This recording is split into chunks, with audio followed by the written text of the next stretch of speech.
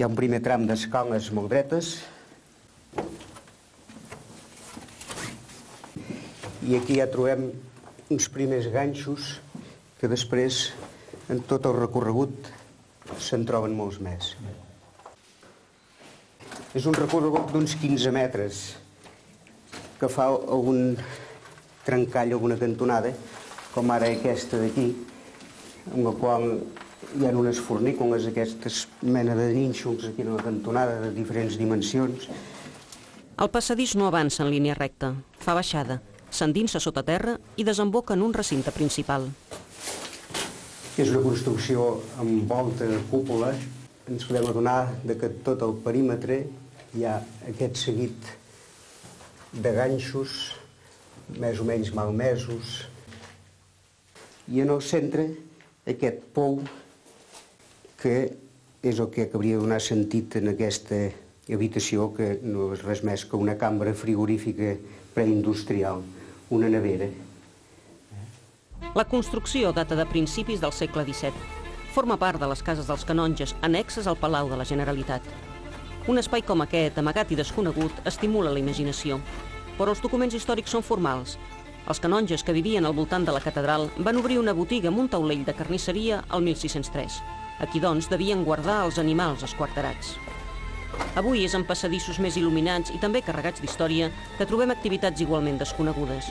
Activitats no polítiques, però indispensables perquè la política i el seu cerimonial funcionin. Un palau té una vida pròpia i, per definició, acull personatges discrets, feines silencioses, tresors ignorats i tota mena de secrets.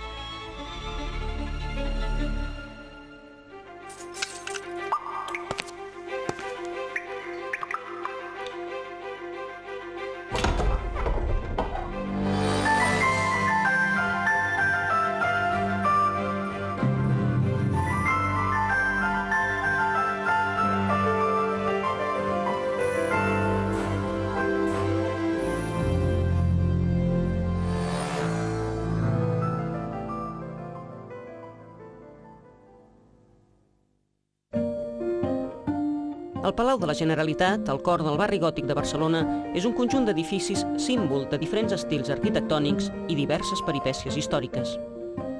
Just al costat, les cases dels canonges del segle XV, que hi van ser annexades el 1927, quan la Diputació ocupava el Palau. Amb les restauracions fetes a partir d'aquell any 27 i de la construcció del pont neogòtic, una part d'aquests edificis es converteixen en la residència privada de l'inquilí del Palau. Bon dia. Benvinguts a la Casa dels Canonges, residència oficial del president. Jordi Pujol ha fet servir gairebé cada dia aquest espai privat. Ha vingut aquí per descansar, treballar tranquil o rebre visites. Això és una sala de reunions que està al costat mateix del despatx. Pujol no ha fet mai de la Casa dels Canonges la seva vivenda familiar. Això és el despatx. I aquí tenim la taula del president, que va ser ja del president Macià, i que va ser recuperada pel president Tarradellas del govern militar quan va tornar de l'exili. El nou president pot establir aquí la seva vivenda permanent o fer servir aquestes estances només per a les necessitats del càrrec. Aquí estem en una sala de treball on ocasionalment, si és necessari, també serveix com a menjador de diari. A prop d'aquí, la zona de servei. La cuinera hi és sempre. Sempre està a punt per qualsevol dinar o sopar improvisat. La cuina que acostumem a fer aquí a la residència del president és una cuina tradicional, casolana. Els proveïdors que tenim són de la Boqueria, del mercat de la Boqueria. Alguns d'ells han servit al president Companys, fins i tot. Un altre servei permanent a la Casa dels Canonges, les planxadores. Bona part de la roba de casa és de fil. La feina sovint s'ha de fer a 4 mans.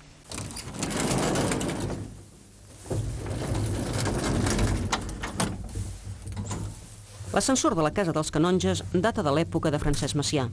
Al primer pis hi ha els dormitoris i els banys. El regent ens condueix directament al segon pis.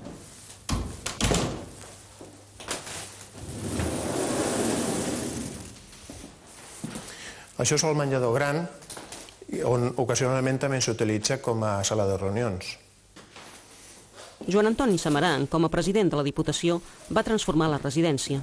Després s'ha modificat la decoració i a l'última planta es va recuperar l'arquitectura original. Aquí passem al menjador petit, que és el més utilitzat, normalment. I això és el saló on s'utilitza per fer recepcions o també per rebre visites. El conjunt de terrats de la Casa dels Canonges avui és un espai inutilitzat, vigilat per càmeres de seguretat. No sempre ha estat així. Durant la presidència de Francesc Macià, del 1931 al 1933, aquest és un lloc també de vida familiar. Els nets del president, que viu a la Casa dels Canonges, fan de les teulades el seu domini.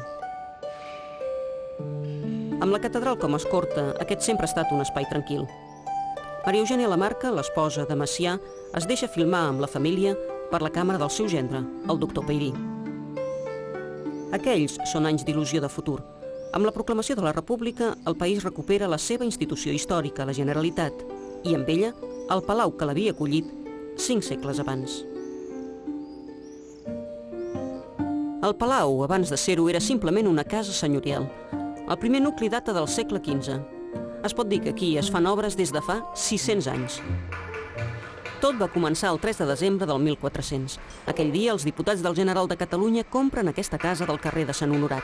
És el primer edifici en plena propietat de la institució. Les immediates reformes i ampliacions l'ennobleixen. El pati gòtic serà ben aviat el centre neuràlgic de la casa. Al segle XV, l'entrada noble és al carrer del Bisbe. Ara és l'única que permet accedir al pati sense passar per escales. Per això és la que fan servir avui els cavalls, per exemple, que participen en la festa dels 3 tombs. Ara es fa estrany que veiguem cavalls aquí en el pati gòtic del Palau de la Generalitat, però hem de pensar que durant molts segles havia sigut habitual, normal. És el pati habitual de les cases senyorials del segle XVI i encara d'abans de l'arquitectura catalana del moment. I com a tal servia de recepció, vestíbul, els cavalls entraven fins aquí, aquí hi havia els magatzems i les diverses dependències. Ara, els dies assenyalats, bona part de l'activitat encara se centra al pati gòtic. No tot el que hi passa consta a les cròniques oficials.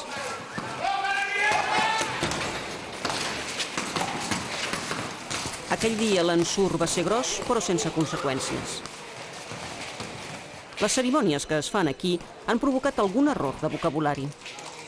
Moltes vegades se'n diu de pati d'armes i és una denominació completament impròpia, que és més habitual de la terminologia dels castells i de les fortaleses. Això no és un castell ni ha sigut mai una fortalesa, ha sigut sempre una casa de gent important. En aquesta casa de gent important, els actes protocolaris i el calendari marquen el ritme de la vida interna. El Nadal és una festa que encara al segle XXI mobilitza familiars i amics del personal que hi treballa. Com vulguis tu, no, simple, com vulguis tu que estiguis còmode. Molt de gust, molt de gust. Bones festes i bon any nou, L'escala que arrenca del pati puja a la planta noble. 30 esglaons que simbolitzen recepcions, audiències del poder. El president Company, acompanyats per l'alcalde senyor Hilari Salvador, els diputats de la majoria conservadora Oliver Simon i Duncan Sandys i senyora. Els components de la Cobla Barcelona, de retorn del viatge de propaganda que han portat a terme arreu d'Europa, donant a conèixer les nostres... La galeria gòtica, al voltant de la qual s'articula la planta noble, és un espai que s'adapta als actes del palau. El marc s'hi presta. La coherència arquitectònica que Marc Safont li va donar al segle XV ha sobreviscut a l'agitació de la història. Els bombardeigs aeris posen en perill tot el patrimoni artístic de la nostra terra. Per evitar en el possible la destrucció de la galeria gòtica, es procedeix a reforçar i recobrir aquesta filigrana artística dels temps passats. La Guerra Civil també va fer que es construís un refugi al palau, un laberint d'estances petites i segures. El que avui es fa servir de magatzem de publicacions en realitat és una mena de caixa hermètica. Als murs de pedra d'1,5 metres s'afegeixen parets de 45 centímetres de formigó armat i un sostre d'1 metre. El refugi permet ara, curiosament, que llibres i autors polítics puguin resistir fins i tot el pas dels anys.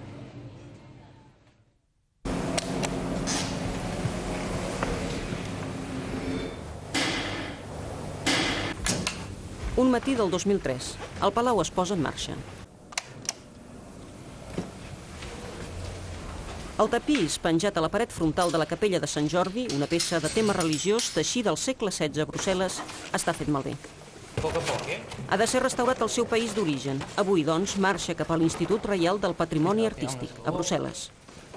En allà se seguirà el tipus de restauració arqueològica. El que està perdut no es refà.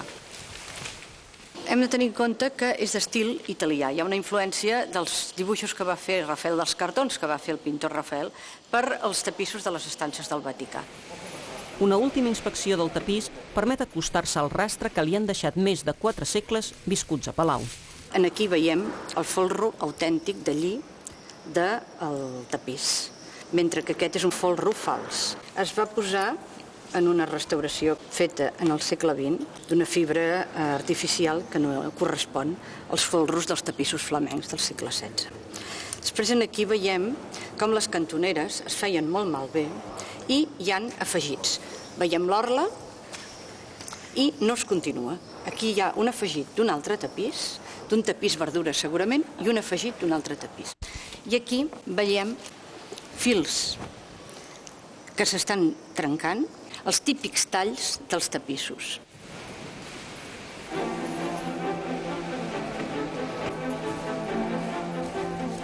El tapís marxa cap a Brussel·les rodejat de 1001 atencions. Serà fora més d'un any.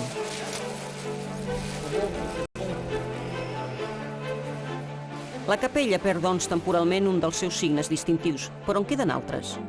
El més important és el brodat d'Antoni Sadurní, del segle XV, fet de fils d'or i de plata. En plata també es reprodueix el mateix motiu a l'altar.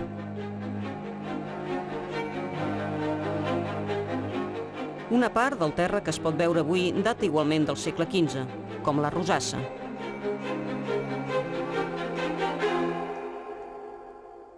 Doncs jo diria que hi ha 2 elements característics d'aquesta capella. Un és que sigui tan transparent, és a dir, que a més d'una porta hi hagi 2 finestres. Per què? Doncs perquè això permetia, ja que l'espai interior era molt reduït, que els fidels o una part dels fidels pogués seguir els oficis religiosos des de l'exterior. L'altra característica important o interessant és la quantitat d'escultura aplicada. És a dir, aquesta exuberància ornamental, tipus filigrana, que connecta Marc Safont, el constructor de la capella, amb els moviments estilístics més avançats de l'arquitectura europea del segle XV. Hi ha, però, 2 elements que distorsionen una mica aquest caràcter unitari de la façana. Un són aquests 2 frisos d'imitació gòtica que hi ha a la part superior. I l'altre és aquesta arcada que suporta el sostre de la galeria gòtica i que fareix, que nafra d'una forma poc lògica la façana original. La presència d'aquests elements necessitava una explicació. S'ha descobert fa ben poc en documents del segle XVI. Aquest no era el lloc originari de la capella. Per acollir-la es va tallar la columna angular de la galeria. Era una manera de lluir el nou recinte que havia estat traslladat aquí, pedra a pedra. On era la capella? No ho sabem amb seguretat, però la hipòtesi més versemblant és que ocupés l'espai que es veu al fons. També sembla indicar-ho la conservació d'un altre espai adjacent, inèdit o molt poc conegut, amb una façana molt treballada des del punt de vista escultòric, amb aquelles traceries gòtiques o aquesta imatge de Déu Pare, i que està cobert amb volta de creueria. De fet, juntament amb la capella, és l'únic espai amb aquest tipus de coberta que hi ha en tot l'edifici. Els documents trobats plantegen noves preguntes i les voltes de pedra no revelen tot el que saben. L'edifici, construït al segle XV, aviat va ser insuficient per a una institució que es consolidava i creixia. Al segle XVI, doncs, es fan noves ampliacions. D'aleshores data el pati dels tarongers, construït en 2 etapes. Els arbres que veiem avui tenen una edat mínima d'uns 40 anys. De tant en tant els fruits cauen. No sempre hi ha temps de recollir-los abans de les visites, un fet que ajuda a la distensió de les primeres autoritats. A veure si arribo, porteu-vos, porteu les criatures. Aquestes taronges no es poden menjar. El personal de Palau vigila que els visitants, sobretot les criatures, no les tastin. De l'estat de salut dels arbres se n'ocupen directament els especialistes. Com que això és un pati tancat, que no hi ha massa ventilació, Algunes vegades apareixen aquests paràsits, aleshores és molt important donar-se en compte ràpid. Com veiem al darrere, aquesta branqueta està força infectada i és el moment de fer aquest tractament, amb una mica d'insecticida, evidentment, no? El pati dels Tarongers no ha tingut sempre el mateix aspecte que ara. Molt a principis del segle XX, les tanques que l'envolten, les rajoles i la profusió de la vegetació ofereixen un espai molt menys sobri que el que avui coneixem. Després, el 1911, arriben les reformes conduïdes per Puig i Cadafalch. Les restes de les cases de l'antic call es fan ben visibles al subsol. Cap al 1921, aquest és l'aspecte del pati. Els arbres han deixat pas als parterres. A partir del 1931, amb la Segona República, la Generalitat, presidida primer per Macià i després per Companys, fa del pati dels Tarongers un espai representatiu de la vida de Palau. Per aquí desfilen personalitats vingudes d'arreu. El Congrés Nacional ha vingut a l'Espanya que lluita per aportar-nos la simpatia de tots els treballadors hindús. Els toms de la història deixen empremtes al pati, al lloc on el 1918 s'havia col·locat el bust del president de la Mancomunitat, Prat de la Riba, s'hi penja durant el franquisme una placa amb el yugo i les fletxes. Durante la Guerra Civil no podía faltar, y el ministro Martín Villa y el presidente Samaranch hicieron la ofrenda junto al sobrio monumento. També s'hi fan altres actes, no menys representatius de la mateixa època. Las señoritas maniquíes, con su atractivo vestuario de ante, napa y bisón, procedentes de las mejores firmas del país, pusieron una nota de distinción y elegancia en este bello marco barcelonés. Des d'aleshores, el pati ha estat reformat i restaurat. Ara, un dia a l'any, el de Sant Jordi, acull la multitud més nombrosa que s'arriba a concentrar a Palau. L'esmorzar que ofereix el president de la Generalitat aplega gairebé 3.000 persones. Buidar el pati aquell matí és una operació complicada. Un sistema eficaç per aconseguir que la gent marxi és fer avançar, implacablement, els equips de neteja. La neteja, de fet, protagonitza cada Sant Jordi. Aquell dia tota de lluir, així que l'abril a Palau es fa dissabte. Li arriba el torn a la làmpara del Saló Sant Jordi.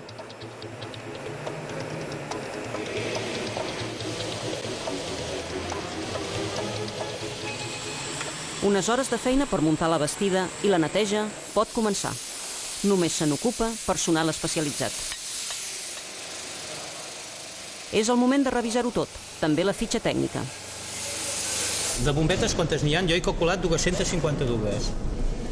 Són 14.000 watts, són 14 quilowatts, 14.000 watts. El pes són 1.100, el vidre és de Bohèmia, no com el Salvadorat, el Salvadorat és de Murano. La meticulositat no es pot substituir per cap enginy modern, ni a l'hora de netejar cristall de Bohèmia, ni a l'hora de netejar placa.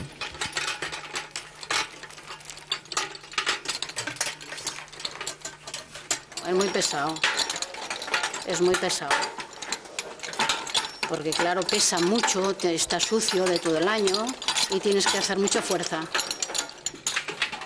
Operacions com aquesta necessiten, de vegades, 10 mans. 2 o 3 dies és el temps que dura la neteja de la plata de la sagristia i els tresors que s'hi conserven. Per exemple, algunes peces del segle XV, encara que són adquirides al segle XVI, com aquest magnífic Sant Jordi, o alguns reliquiaris que són del XVI, com aquest d'aquí, que té una tipologia gòtica, encara, o aquest portapau, que ja mantenen unes formes més modernes i més clarament renaixentistes.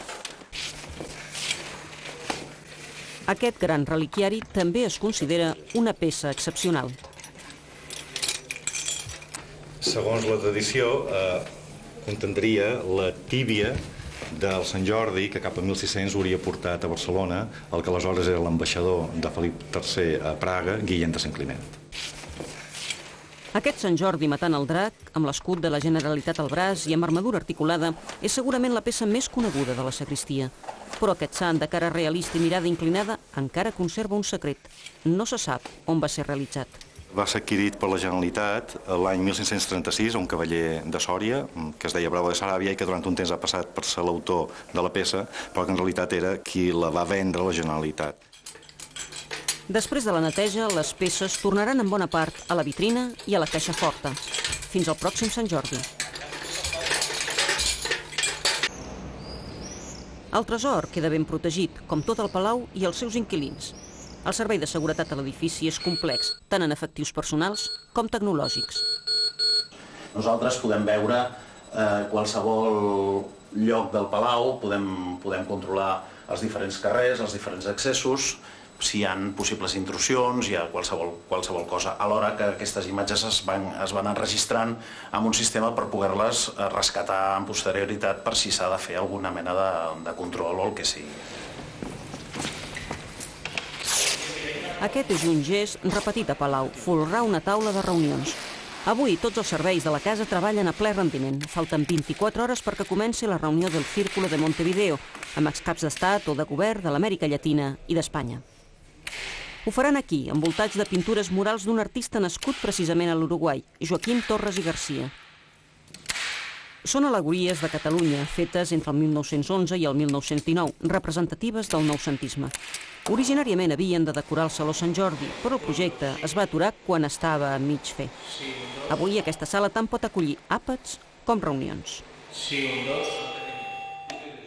El servei de protocol és qui controla la disposició final, des de les cadires fins als plafons que anuncien la trobada. Lo que sabía greu era tapar la pintura y no queda... Nos llamó Felipe González, sale con el puente aéreo de las 18 horas desde Madrid, llega a las 19 horas. Els preparatius ultimen també el Saló Daurat, l'antiga sala gran. Sota llums de cristall de Murano i un sostre i tapissos del segle XVI s'ha instal·lat la secretaria de la reunió. No tenim cap altra cosa. Últim cop d'ull a la sala Torres Garcia. Aquí s'ha de posar alguna bandera o no? No, res. Res, una sala de reunió... La sala Tàpies estarà oberta per això. Tal com està. La deixarem oberta, amb els llums i... Sí, com sempre. I la senyera també que... Com sempre, sí, tot. La sala Torres Garcia es pot donar per enllestida. Tot ha estat supervisat. Fins al mínim detall.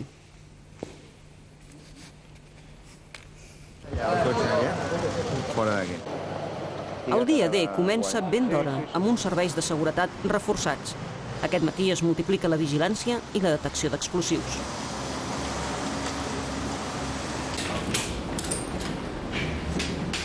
A l'interior de Palau tot es comprova una última vegada. Al despatx del president estem a 25,5 graus, o sigui que és una temperatura ben bona per ell, perquè és una persona que té una mica de fred. El servei mèdic preveu més riscos que de costum. Mira, som una unitat de suport vital avançat que està formada per un tècnic, un transport sanitari, un infermer i un metge, i tot el que portem és material per a qualsevol tipus d'assistència, siguis de reanimació. Les personalitats arriben. A l'escala noble tot s'anuncia tranquil i reposat. Avui serà durillo, un dia dur. Si quieren ir pasando, por favor. Els encarregats de protocol acullen i guien els invitats. Són els que hauran de resoldre bona part dels imprevistos que s'aniran presentant. Primer acte, salutació de benvinguda.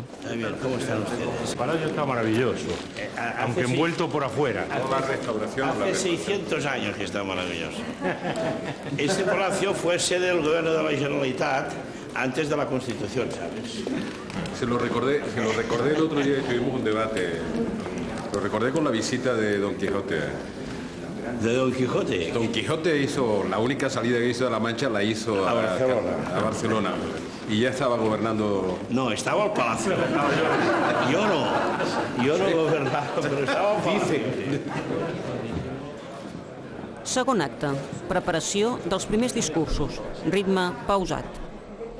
Just a l'altre costat de les portes hi ha el tràfic habitual en aquests casos. S'han de preparar els cafès i els croissants de mig matí. Els cambrers a Palau sempre han de fer circuits llargs i accidentats.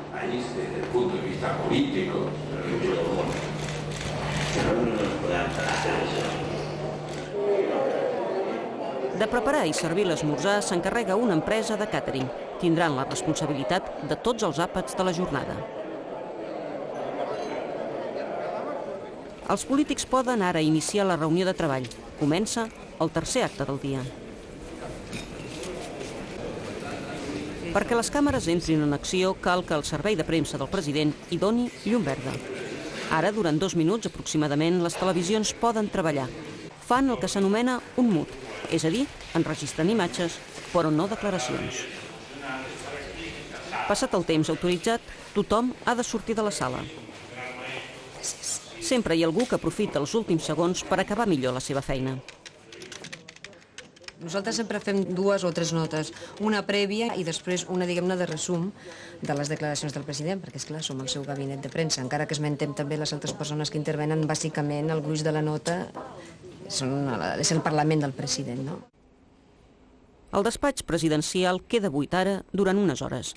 És una estança d'uns 50 metres quadrats en el cos més noble de Palau, que comunica amb la sala Verge de Montserrat, l'antiga sala del Consell. L'absència del president permetrà aquí un treball poc habitual. En principi el que s'ha de muntar ara amb urgència són les 4 taules de 10 persones, com si fos un banquet. Aquí dinaran els membres del Círculo de Montevideo. La sala Verge de Montserrat, buidada del mobiliari d'època, es converteix en un menjador. La transformació és ràpida.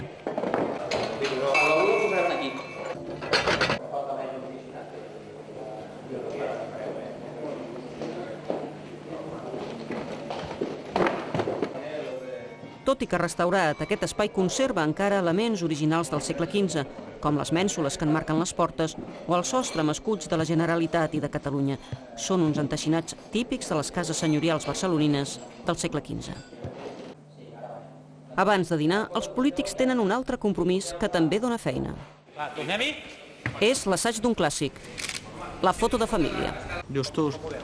Justos. I si tirem una miqueta enrere, guanyaràs més? Guanyarem un centímetre. Preparar la disposició de les personalitats necessita el seu temps. Si ells se fiquen a punta, perquè es ficaran a punta, podem tirar-lo cap a quasi tocant a darrere. I quan finalment tot està a punt, no tothom està llest. Ai, ens falta Felipe, que està al servei. L'últim minut d'espera s'ha fet llarg per a tothom. Aquesta serà la imatge oficial de la reunió. Per a molts, serà l'únic testimoni de la trobada. Ponemos dos miembros con la señora. Pero lo que pasa es que con su señora tengo uno solo. Uno solo tienes con señora. Con lo cual, bueno, de todos modos no pasa nada. Pondríamos 2 y habría una mesa de 3. Y el tema es que tampoco quiero separarlos mucho. No quiero separarlos. La tarda s'anuncia laboriosa per al servei de protocol. Un sopar oficial amb nombroses autoritats és garantia d'un trencaclosques per resoldre. A partir de la mesa de presidencia las iremos también poniendo en las mesas principales. Claro, ahora por ejemplo, si en alguna tienen ministros, lo pongo ahí a los más altos del círculo. Claro. Ahora ya vamos a trufar a la gente nuestra en función de... Sí, después hay un par de los otros que han venido, que no me importa el número de mesa, pero que me importa que estén con algún otro. Exacto. Al marge de totes les reunions i activitats oficials, en alguns racons de Palau, el ritme quotidià es manté inalterable.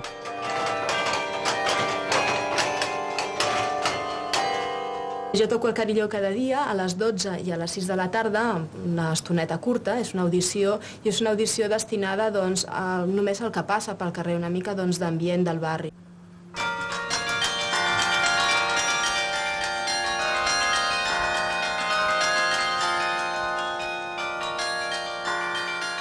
«49 campanes amb un pes total de gairebé 4.900 quilos. A partir d'aquí es configura la identitat d'aquest carilló, realitzat als Països Baixos i instal·lat a Palau el 1976. Aquell any es reprenia una tradició que havia començat el 1927, amb un carilló més modest. L'instrument en si va néixer en terres flamenques gairebé al mateix temps que naixia el Palau, al segle XV. Podríem dir que el carilló és una mica un híbrid entre el piano i l'orgue. El que normalment fa la mà dreta en el piano, aquí és fet amb les dues mans. I el que faria la mà esquerra del piano és el que els pertoca als dos peus.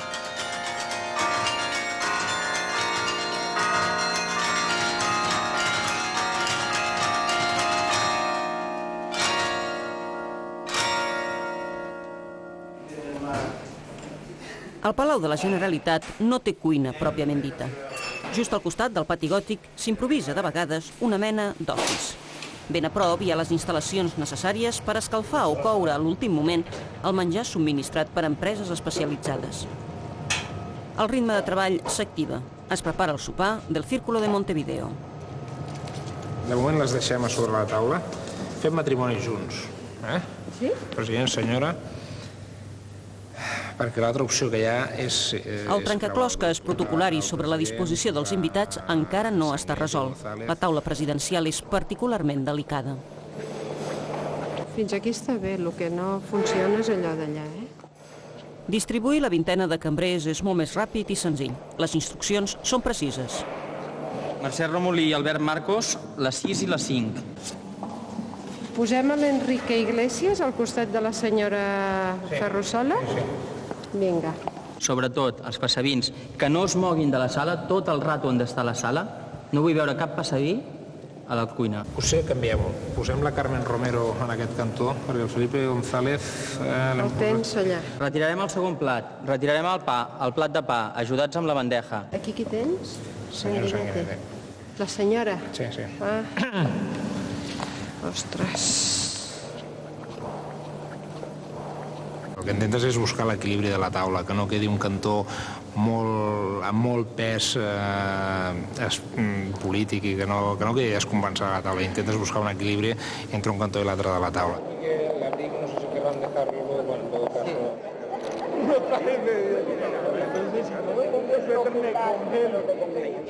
180 coberts de feuilleté de rap allagostat amb crostillant de verdures, 2 filets mignon amb salses de pebres amb aroma d'alfàbrega i amb farcellet d'espàrrecs i un individual tatam de pera. Aquests i altres sopars que es fan al Saló Sant Jordi necessiten un control suplementari de les instal·lacions en el qual, ben segur, cap invitat no pensa. Cal pujar a les golfes, situar-se en un espai ben reduït, just a sobre de les voltes del saló. És aquí, ajupint-se sobre la panxa de la cúpula, que s'ha de fer un gest tan senzill com essencial. Està bastant negre. Això són els captadors de fum del Saló Sant Jordi i com que se'ns embruten moltíssim pel tema dels fumadors quan fumen dinars i sopars, després els hem de verificar més sovint. Per tant, els hem de netejar perquè inclús algunes vegades hem tingut falses alarmes d'incendi. El fum també és nociu per la salut del Palau. La Generalitat augmenta el seu poder econòmic. Les obres d'expansió del segle XVII en són un senyal inequívoc. El Palau s'amplia cap al nord i cap al sud. L'estructura actual ja és visible. La façana de la plaça de Sant Jaume, inspirada en palaus renaixentistes romans, obra de Pere Blai, data d'aleshores.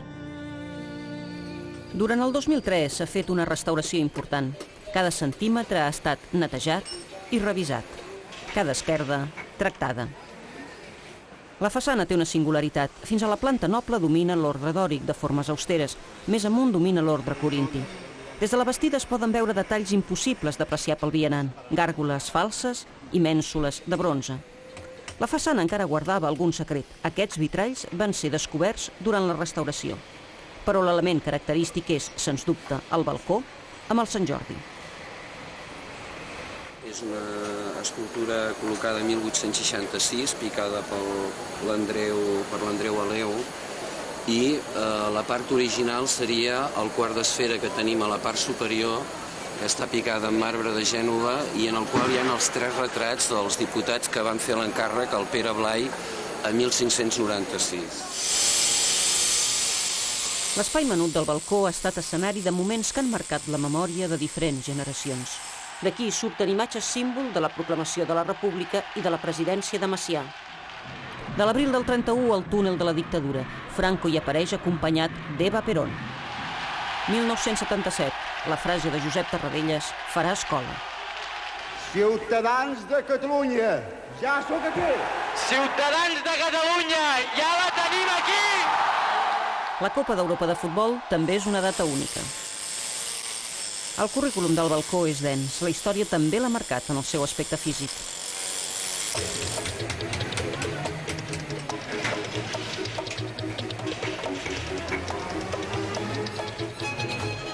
La façana ha quedat enllestida per acollir noves cerimònies populars. Quan Pere Blai comença a construir aquesta façana i la part nova del palau a finals del segle XVI, esclata la polèmica. L'aspecte que pren el vestíbul on avui aparquen els cotxes oficials fa creure a molts que s'hi vol edificar una fortalesa. El rei Felip II fa aturar les obres. Finalment, l'ampliació de palau pot continuar. Just damunt del vestíbul es fa una gran sala, centre dels actes solemnes. Més tard, la història de la Generalitat s'interromp durant segles. Encara avui, la identitat del Saló Sant Jordi està marcada per unes pintures que daten de la dictadura de Primo de Rivera. Les dimensions d'aquestes pintures són realment molt grans, molt importants, i aquest potser és un dels punts una mica conflictius, perquè aquestes pintures estan entrant en contradicció amb l'arquitectura d'aquest saló. Aquest saló, des del punt de vista arquitectònic, és una peça única. Té una certa esveltesa, unes columnes importants, i les pintures estan amagant una miqueta la lògica de l'arquitectura renaixentista. Les pintures anaven acompanyades originàriament de llegendes escrites en un estil que no necessita comentaris. Tras largo y duro combate, al que puso fin una horrible tempestad sobrevenida al anochecer, sufrieron los turcos la más espantosa derrota que despertó inmensa alegría en toda la cristiandad. La Generalitat, a finals del 80, hi va fer una intervenció discreta. Les frases van ser substituïdes pel títol de l'obra en català i el nom de l'autor. Les pintures, però, fa anys que són polèmiques. Quin és el seu valor artístic? S'han de treure? Com s'hauria de redecorar el saló? Les respostes encara no s'han trobat.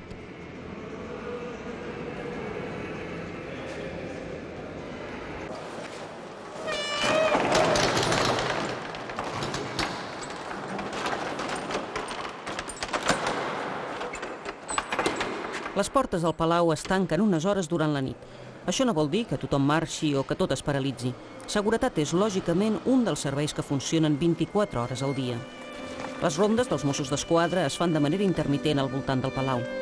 Es coneixen carrers, veïns estables i esporàdics.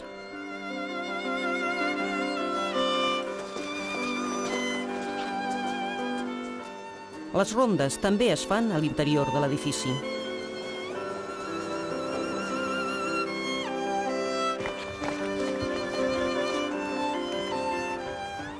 El palau ara està silenciós, tranquil, i segurament s'hi fa més present el pes de la història.